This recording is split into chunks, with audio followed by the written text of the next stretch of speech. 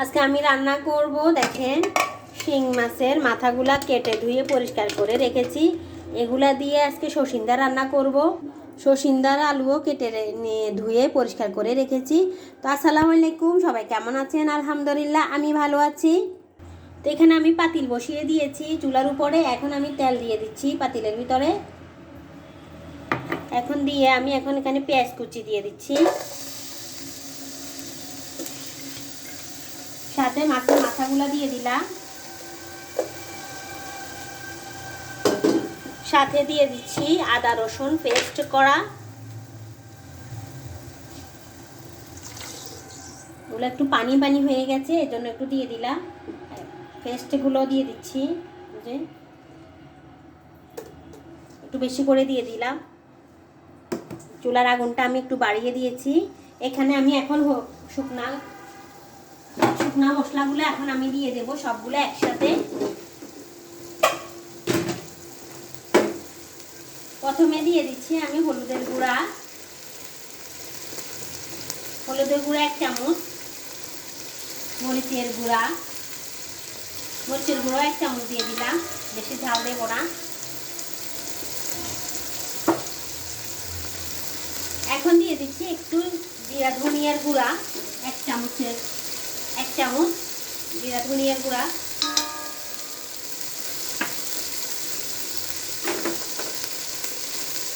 এর ভিতরে এখন আমি দিয়ে দিচ্ছি যে মশলাগুলো আছে, এগুলো একটু হালকা করে আমি ভেজে নেবো, বেশি না, মশলাগুলো বেশি ভাজবো না।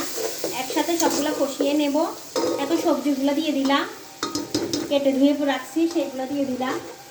এর ভিতরে আমি এখন দিয়ে দিব মসুরের ডালগুলো ধুয়ে রাখছি, সবগুলো ধুয়ে পরিষ্কার করে নিয়েছি, ওগুলো এখন আমি দিয়ে দিচ্ছি। সবগুলো এখন একটু ভালো করে আমি এখন কষিয়ে নেব।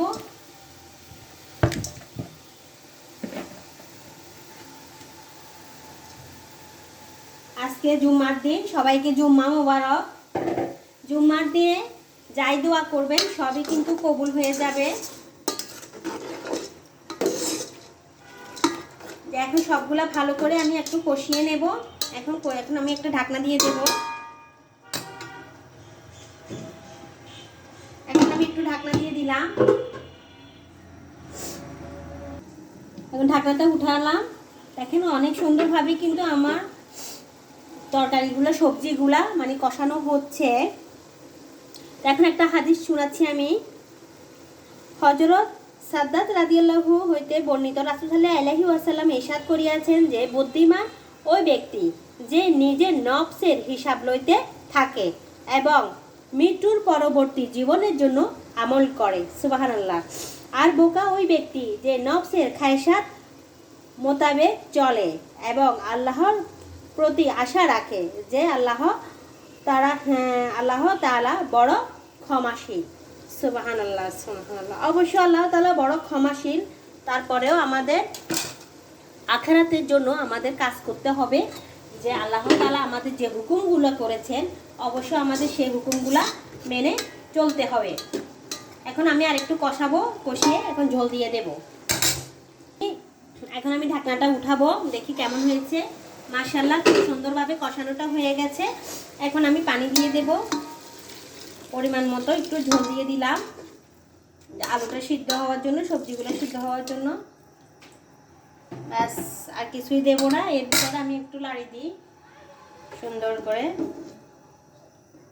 ব্যাস, এখন এর উপর দিয়ে আমি একটু জিরার গুঁড়া দিয়ে দিচ্ছি, ভাজা জিরার গুঁড়া।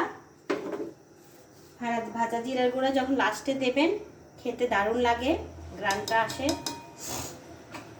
তো ভিডিওটি যদি ভালো লাগে অবশ্যই লাইক কমেন্ট শেয়ার করে দেবেন। অবশ্যই ভালোবেসে পাশে থাকবেন। দেখা হবে অন্য কোনো ভিডিওতে। সে পর্যন্ত ভালো থাকেন, সুস্থ থাকেন। ইউটিউব থেকে যদি দেখেন অবশ্যই সাবস্ক্রাইব করে দেবেন। আসসালামু আলাইকুম, জুম্মা মোবারক সবাইকে।